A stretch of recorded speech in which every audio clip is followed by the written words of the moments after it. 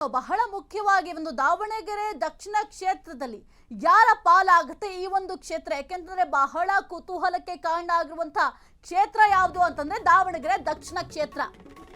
ಯಾರ ಪಾಲಾಗಲಿದೆ ಈ ಒಂದು ದಾವಣಗೆರೆ ದಕ್ಷಿಣ ಕ್ಷೇತ್ರ? ದಾವಣಗೆರೆ ದಕ್ಷಿಣದಲ್ಲಿ ಮತ ಎಣಿಕೆಗೆ ಕ್ಷಣಗಣನೆ.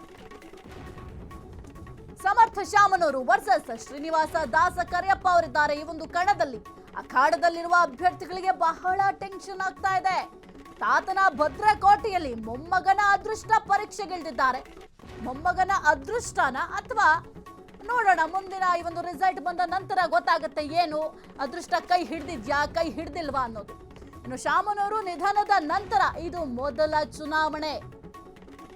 ಯಾರ ಪಾಲಾಗಲಿದೆ ಒಂದು ದಾವಣಗೆರೆ ದಕ್ಷಿಣ ಕ್ಷೇತ್ರ? ಹಾಗಾದ್ರೆ ದಾವಣಗೆರೆ ದಕ್ಷಿಣದಲ್ಲಿ ಮತ ಎಣಿಕೆಗೆ ಕ್ಷಣಗಣನೆ ಶುರುವಾಗಿದೆ. ಸಮರ್ಥ ಶಾಮನೂರು ವರ್ಸಸ್ ಶ್ರೀನಿವಾಸ ದಾಸ ಕರಿಯಪ್ಪ ಅವರು ಕಣದಲ್ಲಿದ್ದಾರೆ.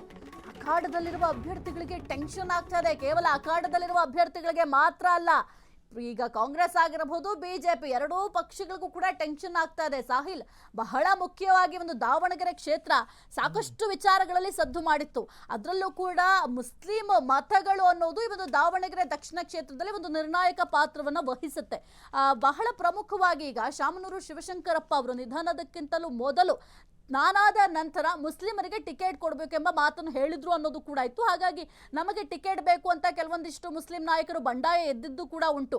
ಅದರ ಜೊತೆಗೆ ಇನ್ನು ಕಾಂಗ್ರೆಸ್ ಪಕ್ಷದಲ್ಲಿ ನಾವು ಗಮನಿಸ್ತಾ ಹೋದ್ರೆ ಜಮೀರ್ ಅವರು ಬಾಗಲಕೋಟೆ ಕ್ಷೇತ್ರದಲ್ಲಿ 2 ದಿನ ಪ್ರಚಾರ ಕಾರ್ಯ ಮಾಡಿದ್ರು. ಆದರೆ ದಾವಣಗೆರೆ ಕ್ಷೇತ್ರದಲ್ಲಿ ಯಾವ ರೀತಿ ಪ್ರಚಾರ ಕಾರ್ಯ ಮಾಡಿದ್ರು ಅದಕ್ಕೂ ಕೂಡ ಹೈಕಮಾಂಡ್ ಅಸಮಾಧಾನ ಇತ್ತು. ಕೆಲವೊಂದಿಷ್ಟು ಕಾಂಗ್ರೆಸ್ ಪಾಳ್ಯದಲ್ಲಂತೂ ಕೆಲವೊಂದಿಷ್ಟು ಬೆಳವಣಿಗೆಗಳು ಕೂಡ ಆಗ್ತಾ ಇತ್ತು. ಈಗ ಅಭ್ಯರ್ಥಿಗಳಿಗೆ ಬಹಳ ಟೆನ್ಷನ್ ಆಗ್ತಾ ಇದೆ. ಇನ್ನು ಅಭ್ಯರ್ಥಿಗಳ ಪ್ಲಸ್ ಮೈನಸ್ ನಾವು ನೋಡ್ತಾ ಹೋದ್ರೆ ಈಗ ಸಮರ್ಥ ಶಾಮನೂರು ಏನಿದ್ದಾರೆ ಇವರಿಗೆ ಒಂದು ರೀತಿ ಒಂದು ಕಾಂಗ್ರೆಸ್ ಭದ್ರಕೋಟೆ, ಅದರ ಜೊತೆಗೆ ತಾತನ ವರ್ಚಸ್ಸು ಹೆಚ್ಚಿನ ಪ್ರಮಾಣದಲ್ಲಿದೆ ಈ ಒಂದು ದಾವಣಗೆರೆ ದಕ್ಷಿಣ ಕ್ಷೇತ್ರದಲ್ಲಿ. ಅದೆಲ್ಲವೂ ಕೂಡ ಪ್ಲಸ್ ಆಗಬಹುದು. ಆದ್ರೆ ಅನುಭವ ಅನ್ನೋದು ಬಹಳ ಮುಖ್ಯ ಆಗುತ್ತೆ.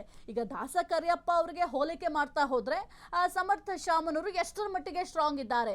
ಈಗ ಏನೇ ಬ್ಯಾಕ್ ಗ್ರೌಂಡ್ ಇದ್ರೂ ಕೂಡ ಅಭ್ಯರ್ಥಿಯ ಒಂದು ವರ್ಚಸ್ಸು ಅನ್ನೋದು ಕೂಡ ಬಹಳ ಮುಖ್ಯ ಆಗುತ್ತೆ. ಒಂದು ವೇಳೆ ಈಗ ಸಮರ್ಥ ಶಾಮನೂರು ಅವರು ಗೆಲುವನ್ನ ಸಾಧಿಸಿದ್ರೆ ನಮ್ಮನ್ನ ಯಾವ ರೀತಿ ಆಡಳಿತ ಮಾಡ್ತಾರೆ, ಯಾವ ರೀತಿ ಅಧಿಕಾರವನ್ನ ನಡೆಸ್ತಾರೆ, ಜನರ ಸಮಸ್ಯೆಗಳನ್ನ ಯಾವ ರೀತಿ ಆಲಿಸ್ತಾರೆ ಅನ್ನೋದು ಬಹಳ ಮುಖ್ಯ. ಯಾಕೆಂತಂದ್ರೆ ಜನರು ಯಾವ ಕಾರಣಕ್ಕೆ ನಾಯಕರನ್ನ ಆಯ್ಕೆ ಮಾಡ್ತಾರೆ? ಜನರ ಕಷ್ಟಗಳಿಗೆ ನಾಯಕರು ಸ್ಪಂದಿಸಬೇಕು. ಅಂಥದ್ರಲ್ಲಿ ಈಗ ಸಮರ್ಥ ಶಾಮನೂರು ಅವರನ್ನ ಆಯ್ಕೆ ಮಾಡಿದ್ರೆ ಜನರಿಗೆ ಏನೆಲ್ಲ ಲಾಭ ಆಗುತ್ತೆ ಅದೆಲ್ಲವನ್ನು ಕೂಡ ಲೆಕ್ಕಾಚಾರ ಹಾಕ್ತಾರೆ. ಮತದಾರ ಪ್ರಭುಗಳು ತಮ್ಮ ಮತವನ್ನ ಸುಮ್ನೆ ಯಾರಿಗೂ ಕೂಡ ಒಂದು ಚಲಾವಣೆ ಮಾಡೋದಿಲ್ಲ. ಅಂಥದ್ರಲ್ಲೂ ಕೂಡ ಬಹಳ ಪ್ರಮುಖವಾಗಿ ದಾಸ ಕರಿಯಪ್ಪ ಅವರಿಗೆ ಅನುಭವ ಇದೆ, ಅದು ಪ್ಲಸ್ ಆಗಬಹುದು. ಇನ್ನು ಇದೇ ಯಾರು ಸಮರ್ಥ ಶಾಮನೂರು ಯಾರಿದಾರೋ ಇವರಿಗೆ ಕಷ್ಟ ಎನ್ನಿಸುವಂತಹ ಅನೇಕ ವಿಚಾರಗಳಿದ್ದಾವೆ ದಾವಣಗೆರೆ ದಕ್ಷಿಣದಲ್ಲಿ. ಒಂದು, ಮುಸ್ಲಿಂ ಬಂಡಾಯ. ಹೌದು, 33% ಇರ್ತಕ್ಕಂಥ ಒಂದು ತಿಕ್ಲಿ ಪಾಪ್ಯುಲೇಟೆಡ್ ಕಮ್ಯುನಿಟಿ. 75,000 ಮತಗಳಿದಾವೆ ಮುಸ್ಲಿಮರದು. 75,000 ಮತ ಅತ್ಯಂತ ನಿರ್ಣಾಯಕ ಮತ. ಸುಮಾರು 33% ಜನಸಂಖ್ಯೆ ಇದೆ. ಈ ಸಮುದಾಯಕ್ಕೆ ನೀವು ಯಾಕೆ ಸೀಟ್ ಕೊಡ್ಲಿಲ್ಲ ಅನ್ನೋ ಬಂಡಾಯ ನೋಡಿ. ಸಾದಿಕ್ ಪೈಲ್ವಾನ್ ಎನ್ನುವಂತಹ ವ್ಯಕ್ತಿ ಬಂಡಾಯ ಎದ್ದು ಎಷ್ಟು ಹೈಡ್ರಾಮಾ ಕ್ರಿಯೇಟ್ ಮಾಡಿದ್ರು ಅನ್ನೋದು ನಿಮಗೆ ಗೊತ್ತಿದೆ. ಅದಾದ ನಂತರ ಹಂತ ಹಂತವಾಗಿ ಮುಸ್ಲಿಮರಿಗೂ ಮತ್ತು ಸಮರ್ಥ ಶಾಮನೂರು ನಡುವೆ ಒಂದು ಸಣ್ಣ ಲೇಯರ್ ಬೀಳೋದಕ್ಕೆ ಶುರುವಾಯಿತು. ಸಣ್ಣ ಲೇಯರು.